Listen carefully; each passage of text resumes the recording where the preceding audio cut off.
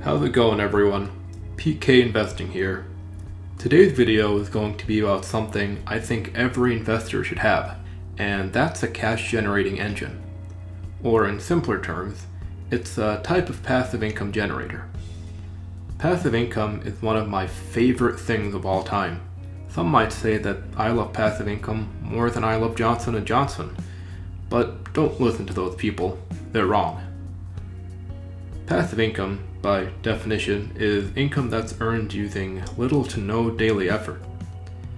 To put it simply, it's money that you earn by sitting around and doing whatever you want. But there is a catch. Passive income doesn't just happen out of nowhere. It requires an initial contribution or deposit. An example I'd like to use is Newton's cradle. I'm sure you've all seen this before. You pull back the ball on the end, release, and the conserved momentum and energy result in perpetual motion, seemingly forever. Since we don't live in a vacuum, the balls eventually stop due to energy loss from friction. But if there were, quote, perfect conditions, then the balls would continue swinging back and forth forever. And all it took was an initial deposit of energy, which in this case was you raising the first ball and releasing. This is what passive income is. You contribute something significant initially.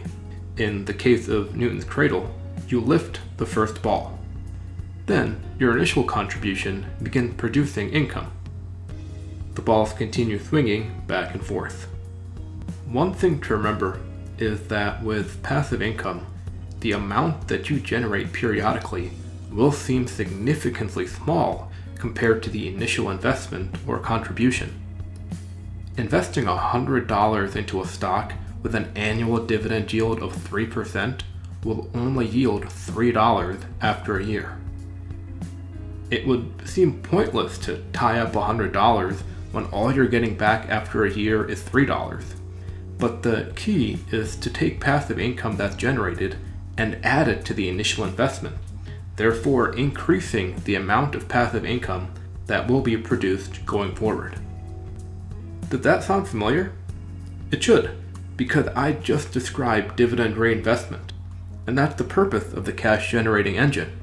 It requires a sizable initial contribution, but the cash that's periodically generated from that contribution will give you investment fodder for the rest of your life and beyond.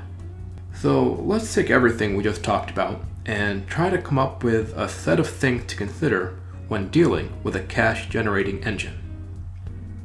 For starters, we know that it requires a sizable initial investment, since the actual dollar amount it periodically produces scales up with the initial contribution. We should be willing to invest a relatively large sum of money. Of course, relatively large varies from person to person. Next, we should focus on getting the highest rate of return. Using the $100 from earlier, investing it somewhere that yields 8% annually is going to be much better than investing it somewhere that yields only 3% annually. But be careful. The way things work, the higher the annual yield goes, the greater the risk is for loss of your initial contribution. If you blindly chase yield, you'll put yourself in a high risk situation, and that's not what the cash generating engine is about. And finally, the whole point of the cash generating engine is to produce passive income that should be reinvested. If the cash that the engine generates isn't being put to work, then your ultimate returns won't be able to grow exponentially. Now, to wrap this all up, I'd like to introduce you to my personal favorite cash generating engine, and that's the Global X NASDAQ 100 Covered Call ETF. Ticker symbol QYLD.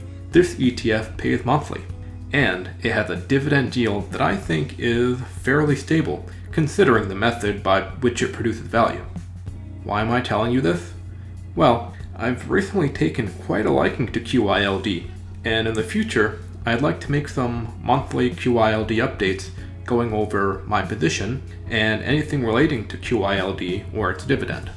I hope it'll be something you guys enjoy, just like I hoped you enjoyed this video. Take care, and I hope to speak with you again real soon. I am not a financial advisor. Investing always involves risk.